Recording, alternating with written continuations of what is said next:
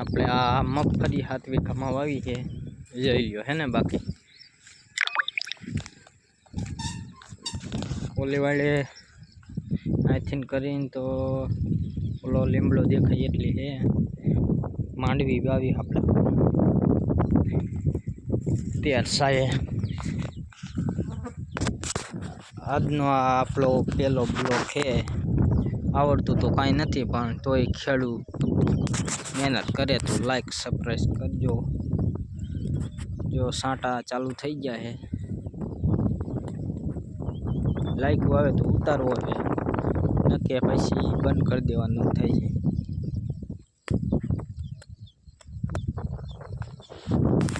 એને જો આજ વરસાદે ચાલુ થવા મીનો છે।